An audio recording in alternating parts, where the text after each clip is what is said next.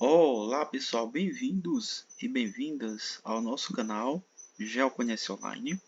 Eu sou o professor Noé Carvalho e hoje nós vamos iniciar, estamos aqui para iniciar uma série de videoaulas resolvendo questões de português, de língua portuguesa, de provas anteriores realizadas pela banca IBFC. Então a gente vai estar trazendo para você uma série de vídeos, de videoaulas, resolvendo questões da banca IBFC, de nível médio, que irão servir para a sua preparação, para você ir se habituando como que a banca IBFC costuma cobrar português, em suas provas. Então, gostaria de pedir que você se inscrevesse em nosso canal, desse o like e ativasse o sininho para você ficar por dentro das novidades assim que a gente lançar uma videoaula. O YouTube ele já vai lhe notificar, porque o algoritmo, o YouTube, ele entende que você gostou do conteúdo a partir do momento que você dá o like, que você ativa o sininho de notificações e se inscreve em nosso canal. Ok? Então, para iniciar, eu gostaria que vocês, durante a nossa resolução de questões, tentasse, desse uma pausa e tentasse responder as questões de maneira autônoma, tá? Responder sozinho, e só depois você desse o play aí para acompanhar a correção. Tenha certeza que dessa maneira você vai ter um estudo muito mais proveitoso, tá? Não podemos assistir essa videoaula apenas de maneira passiva, como se estivesse assistindo um jogo de futebol, uma novela, onde você não interage com o conteúdo. Então, é importante que você se treine, tá? Se errar, não tem problema. Se você errar uma questão dessas aqui em nosso treinamento, com certeza se cair, se a banca cobrar uma questão parecida, na hora da prova você vai acertar com toda certeza, ok? Então, gente, sem mais delongas, a primeira questão, diz o seguinte: assinale a alternativa que apresenta uma sequência de palavras formada pela antepenúltima sílaba tônica acentuada e pronunciada com maior força e intensidade. As palavras proparoxítonas.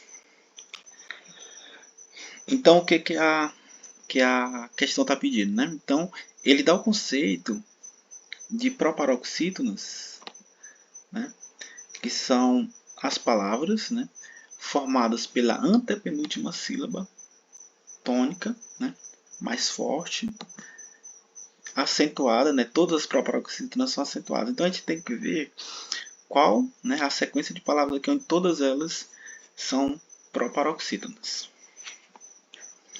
Nós só tem uma sílaba, é uma oxítona, não é proparoxítona.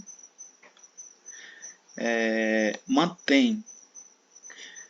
A palavra mantém, ela é oxítona também, não é proparoxítona. Você pode ver que a última sílaba é a sílaba mais forte, assim como fé, o monossílabo tônico, E a letra B, nós temos aqui saúde, saúde é uma paroxítona, Independência é uma paroxítona alternada em tom, por isso acentuada.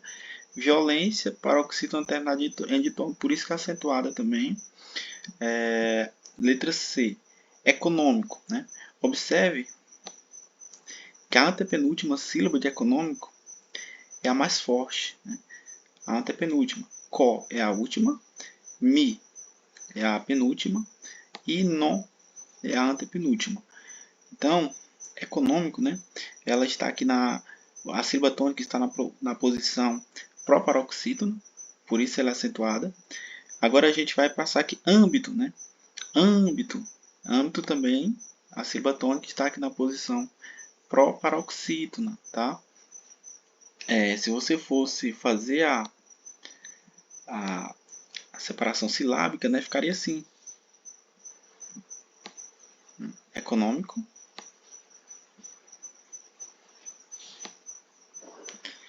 âmbito, também está na posição proparoxítona, maiúscula, maiúscula também está na posição proparoxítona, Então, dessa forma, a gente já sabe, né, que a nossa alternativa correta será a letra C de casa, né? Letra C será a alternativa correta.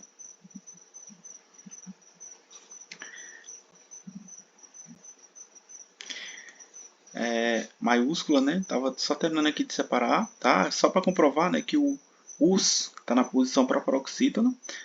Então aqui, ó, primeira sílaba, né, a última, perdão, a última, né? A penúltima, a antepenúltima, mesmo caso aqui.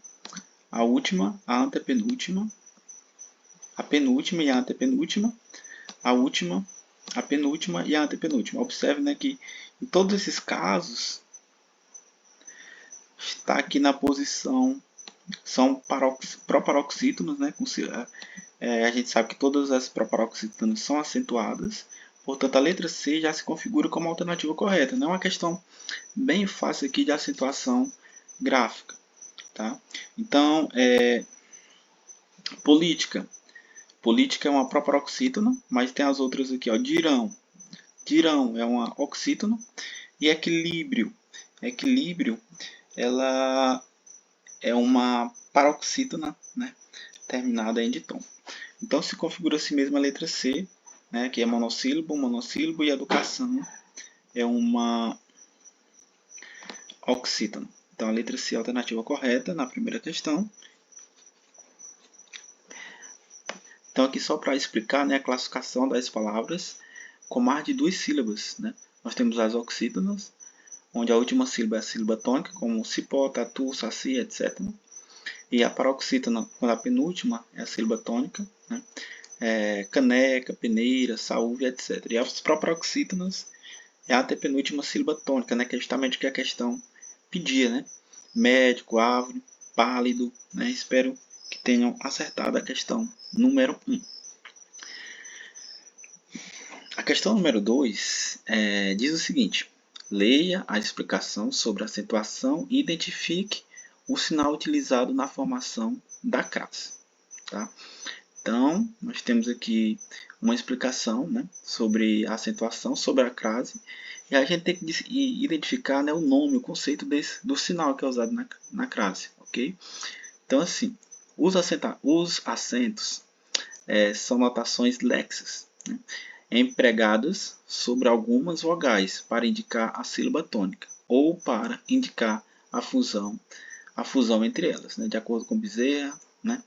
E a gente deve identificar, né, qual o sinal utilizado na formação de crase. É o acento grave? É o apóstrofo? É o agudo? É o tio? É o circunflexo? Então, na crase, a gente sabe que é a junção, né, de uma preposição, né, da preposição a, né, em regra geral, a preposição a, mais o artigo feminino a. Né. Os dois, né, a soma dos dois vai formar o a craseado, tá? Que é o a com acento ao contrário. E nesse caso, esse sinal, né, quando o acento agudo ele muda, né, no caso fica a direção diferente, dessa maneira, né, como aqui a gente fez, é chamado de acento grave, tá, gente? Então aqui a alternativa correta vai ser a letra A. Pode ser que muita gente confunda e marque um acento agudo, tá certo? Letra A, alternativa correta. E só para a gente diferenciar, né? O acento agudo é esse aqui que a gente usa, por exemplo, em caráter, né? Café, recíproco, giló, astúcia. Já o acento circunflexo, né? Aquele que a gente fala com pronúncia com a boca mais fechada, né? Âmbito, né? Mais aquele som anasalado, né? Âmbito, essência, né? Por exemplo, coplou. Já o acento grave ele tem a direção aqui diferente do agudo, né? As, né? Aquilo, aquele.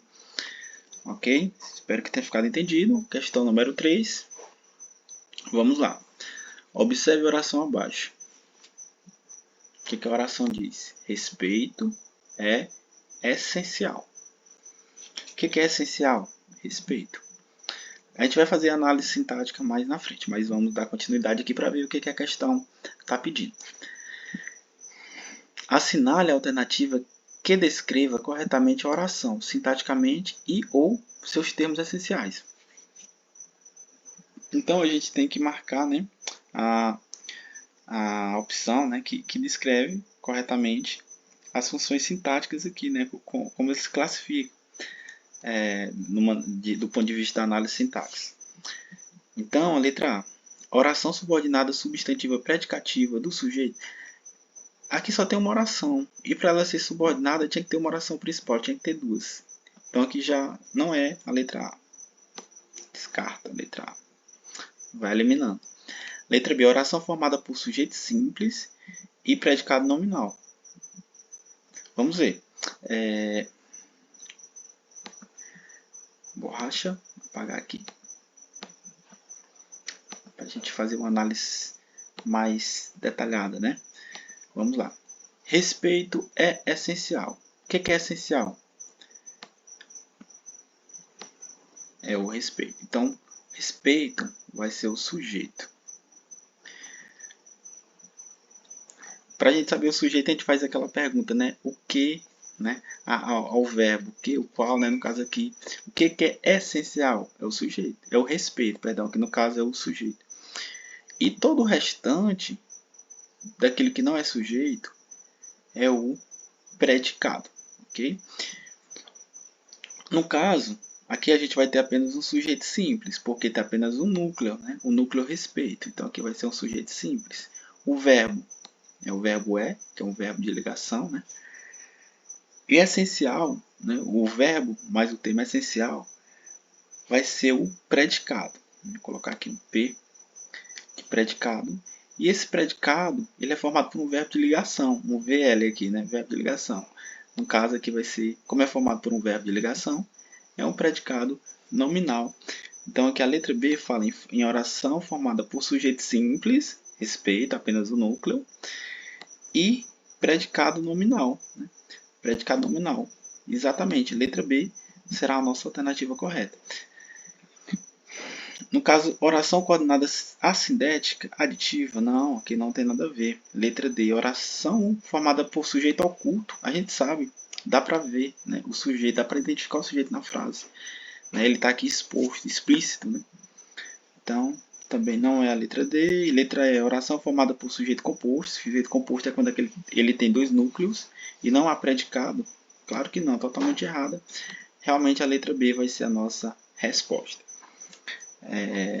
Então aqui só para explicar, né, detalhar os tipos de sujeito e o tipo de predicado, para ficar um pouco mais claro. Então sujeito é o termo sobre o qual se dá uma informação. Pode representar um objeto, uma pessoa e etc. Então o sujeito simples é aquele que tem apenas um núcleo, justamente o que a questão estava falando, né? O respeito é essencial, apenas um núcleo, respeito. Sujeito composto, formado por dois ou mais núcleos. Sujeito oculto ou desinencial, também elíptico, né? Recebe essa nomenclatura, né? Sujeito oculto, elíptico ou desinencial. Não pode ser identificado. Sujeito indeterminado, oculto na oração, embora a desinência do verbo ou o contexto permita identificá-lo. E o sujeito inexistente, né?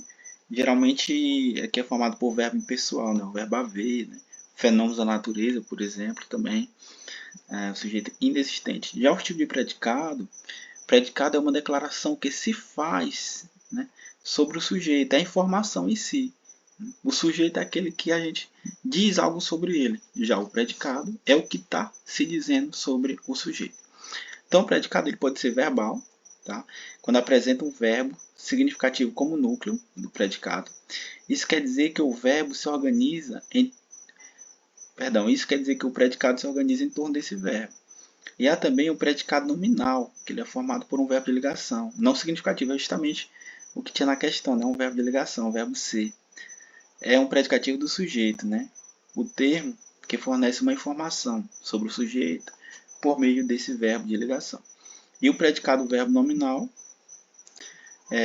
são dois tipos, tá? É um verbo de transição, um verbo transitivo, caso significativo, mas um predicativo do sujeito.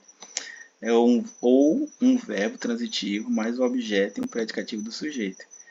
Ou um verbo transitivo mais um objeto e um predicativo do sujeito. Ok? Então, a nossa questão número 4 fala aqui sobre a redação oficial, né? Em referência à redação oficial em documentos oficiais, né? Analise as afirmativas abaixo e dê valores verdadeiros, né? No caso V, ou falso F, em relação ao termo que está em uso atualmente.